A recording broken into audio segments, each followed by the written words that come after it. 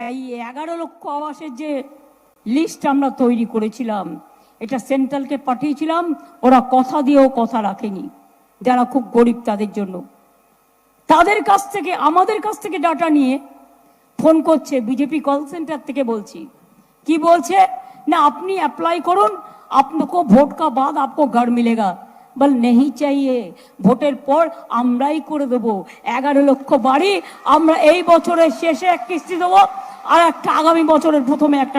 Hello viewers, আমি সোমবার। আশা করি সকল তোমরা ভালো আছো। তোমরা দেখছো আমার এসএম টেকনিক্যাল চ্যালেঞ্জ, এবং আজ তোমাদের সামনে একটি খুবই গুরুত্বপূর্ণ একটি আপডেট কিন্তু আমি নিয়ে চলে এসেছি। এবং যে সকল ব্যক্তিদের প্রধানমন্ত্রী আবাস যোজনা প্রকল্পের টাকা আটকে রয়েছে কিংবা লিস্টে নাম রয়েছে, এবং তার জন্য বড় খুশির খবর হতে চলেছে। এবং আমাদের মাননীয় মুখ্যমন্ত্রী ইতিমধ্যে কিন্তু প্রধানমন্ত্রী আবাস যোজনা একটি খুবই গুরুত্বপূর্ণ একটি আপডেট অর্থাৎ বড় ঘোষণা তিনি কিন্তু করেছেন। এবং সেই কী বলেছেন আমাদের মাননীয় মুখ্যমন্ত্রী মমতা বন্দ্যোপাধ্যায়, সেই তোমাদের ভিডিওর মাধ্যমে বিস্তারিত তোমাদের জানাবো। এবং ভিডিও স্কিপ না করে তোমরা শেষ পর্যন্ত দেখতে পাবে, এবং চ্যানেলটি সাবস্ক্রাইব করে পাশে থাকা বেল বাজিয়ে অবশ্যই অল করাবে সরকারি আপডেটগুলি পেয়ে যাবো। চলো জেনে নাও যায় আমাদের মাননীয় মুখ্যমন্ত্রী মমতা বন্দ্যোপাধ্যায় তিনি প্রধানমন্ত্রী আবাস যোজনা প্রকল্পের টাকা নিয়ে এবং তিনি কী বলছেন এবং সে বিস্তারিত তথ্য।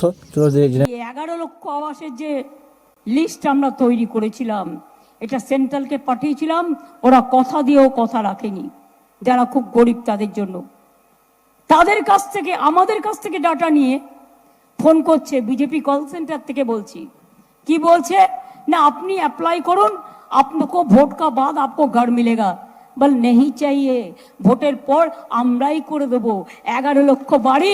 আমরা এই বছরের শেষে এক কিস্তি দেবো, আর একটা আগামী বছরের প্রথমে একটা। বাংলাকে কারোর কাছে হাত পাততে হবে না। 1 লক্ষের ওপর ছেলে মেয়ের চাকরি হবে, জেনে রাখুন। আপনারাই তো পাবেন। বর্ধমান, বীরভূম, আসানসোল, দুর্গাপুর, পানাগড় থেকে হচ্ছে কুচবিহার, ইন্ডাস্ট্রিয়াল করিডর, দুপাশ দিয়ে শিল্প গড়ে উঠছে। তাছাড়াও মনে রাখবেন, ডানকুনি থেকে পানাগড়, রঘুনাথপুর যাবে পুরুলিয়া, সেটাও আর একটা ইন্ডাস্ট্রিয়াল করিডর তৈরি হচ্ছে।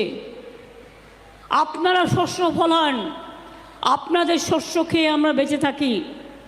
ধনধান্যে পুষ্পে ভরা কেন লিখেছিলেন দ্বিজেন্দ্রলাল রায়? কারণ আপনারা ধান্য দেন।